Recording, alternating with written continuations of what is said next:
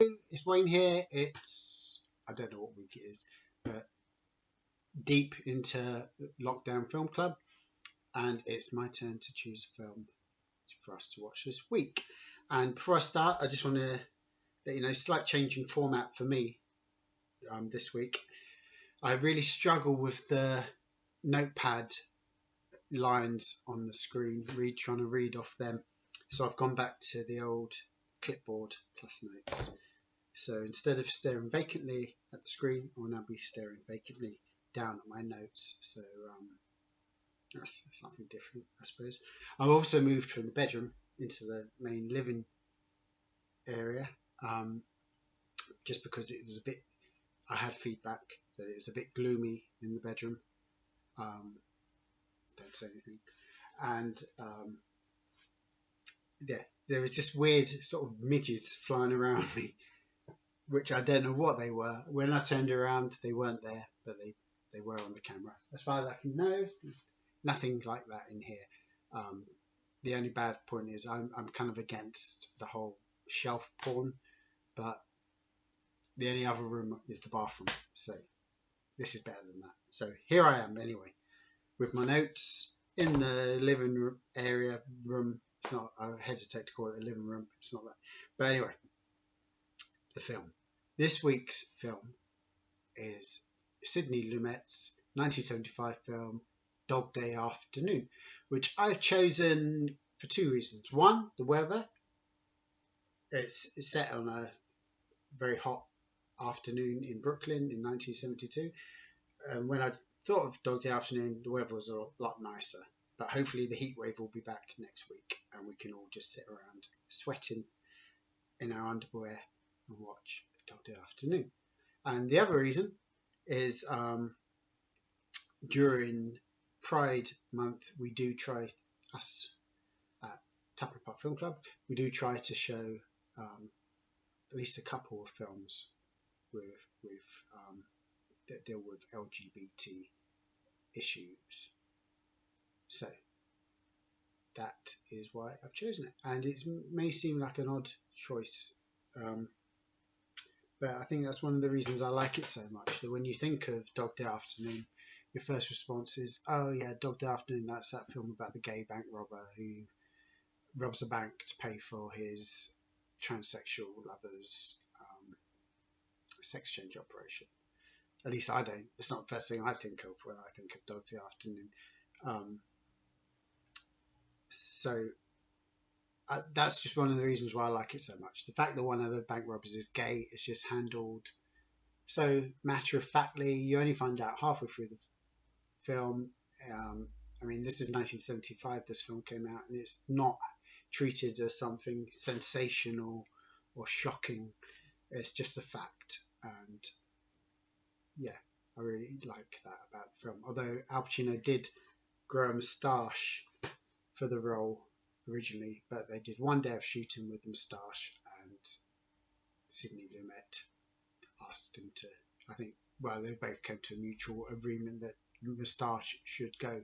As also goes the film's original title, which was The Boys in the Bank, which Sidney Lumet rightly thought was just awful. So that title went.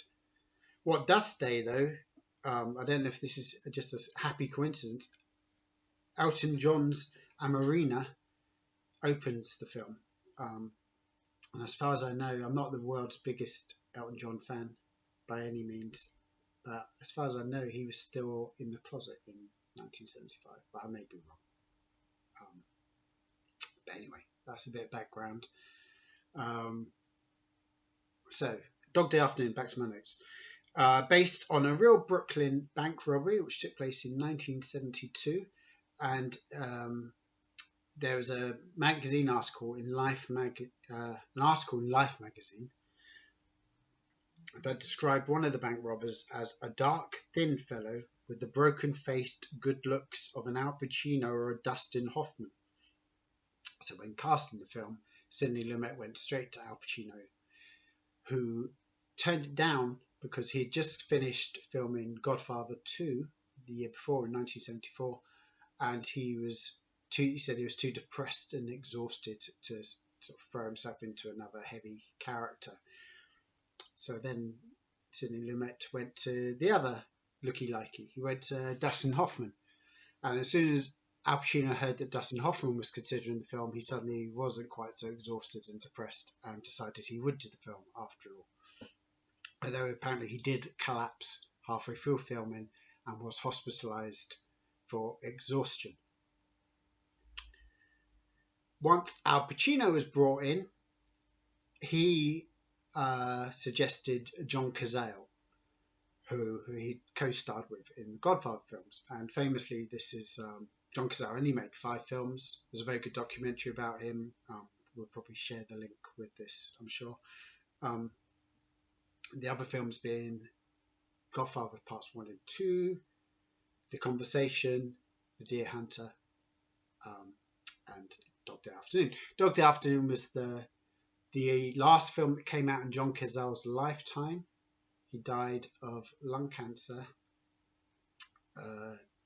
shortly before The Deer Hunter was released. And it's kind of sadly ironic that at one point in Dog Day Afternoon, he is complaining about one of the characters smoking, saying how cigarettes give you lung cancer. Although he was a heavy smoker in real life. Anyway, I'm digressing slightly. Also starring James Broderick, who we last saw in Taking a Pelham 1, 2, 3. Charles Durning, Carol Kane playing this very nice, typical Carol Kane role, and Penelope Allen, who's interesting. She plays the chief bank clerk, and she was in real life. She was Al Pacino's surrogate mother for a number of years. When Al Pacino left home in his teens to take up acting, he moved in with Penelope Allen and her husband, and they looked after him for a few years, which I never knew. That's quite interesting. The screenplay is written by Frank Pearson, and they spent 3 weeks. The actors spent 3 weeks with Sidney Lumet using the screenplay as a template, but they'd improvise. And after 3 weeks of improvisation, dialogue-wise, Sidney Lumet went away and rewrote the screenplay with the improvised dialogue. Although there is still improvisation in the film itself, which I will come to when I reach the interesting facts part of my intro. This isn't even the interesting bit yet, if you can believe that. The screenplay won Best Original Screenplay for Frank Pearson. It was up against that year, same year as Barry Lyndon, One Flew Over the Cuckoo's Nest, and Nashville. So suddenly the fact that Dog Day Afternoon only won 1 Oscar doesn't seem quite so bad.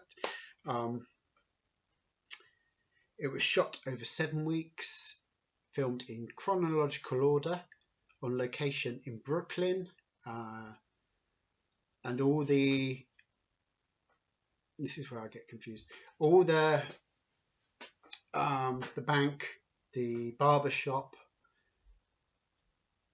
they're all... see, I didn't make a note of this. I just thought, oh, I know how to say that, but it turns out I don't. They're all spatially where they are in the film is where they were on the set. The set was not a set, it was filmed on location. There was an old warehouse which was turned into a bank. So when a character walks from the street into the bank on the set or on location, that's what happens in the film as well. I hope that makes sense. I know what I mean. You've got our email address. Drop us a line if you want that elaborated on. So anyway, that's I said 7 weeks. Yeah, shot in 7 weeks. Oh, and all the lighting used in the film, a la Barry Lyndon, is natural lighting that would have been there. So street lights, car headlights, the fluorescent lighting tubes, all of that, it's all just natural lighting is used. And that is it. I'm just on to now the most exciting part of the intro, the interesting facts. There's only a few of them, so don't worry, and just bullet points. No spoilers. Interesting facts. Here we go. John Cazale's answer to Al Pacino's question, "Where do you want to fly to?" was improvised. It's one of the funniest bits in the film, perhaps. And Al Pacino's response is real. Also improvised was Al Pacino's. This is probably the most famous scene in the film. Al Pacino's "Attica, Attica" cries, which if you haven't seen the film, I won't elaborate on that. But Attica was the Attica prison riot from the year before the real robbery in 1971, and which left 43 dead, 10 prison guards, and 33 inmates of the prison. The real bank robber, John Wojtowicz, I think that's how you pronounce his name, watched The Godfather before he went off to rob the bank. So that's quite interesting. The bar across the road to the bank is called Moe's Tavern, and Hank Azaria, who voices Moe Szyslak, I don't know that name, in The Simpsons, based his voice on Sonny in Dog Day Afternoon. And the last interesting fact is Dominic Shanice, who plays Uncle Junior in not The Simpsons, The Sopranos. I didn't recognize him in this film, but he's in it. He plays Al Pacino's father. He's actually, the actor is only 9 years older than Al Pacino in real life. But yeah, look out for him. And that is it. All I've got left to say is that I love this film. It's something I've wanted to show at Tuffup Film Club for since we started it, really. And hopefully when we're all back together again, we can watch this again, because it's the best. It would be great to watch this in a packed room, because it's essentially a comedy, and the fact that you're rooting for the bank robbers and not the cops is, I guess, it's in the tradition of anti-establishment 70s movies, but you kind of get permission to like the bank robbers because the hostages in the bank also like the bank robbers and find them amusing. So it makes the audience kind of complicit with the bank robbery, which I think is a very clever thing to do. And then when the mood darkens, spoiler alert, the mood does darken, it just makes it even more devastating. And I think that's all I have to say. Yeah, that is it. I'm just checking my notes. I think I've covered everything. Yeah. Okay. Enjoy the film. Hope you like it. That's it. Really well. Bye bye.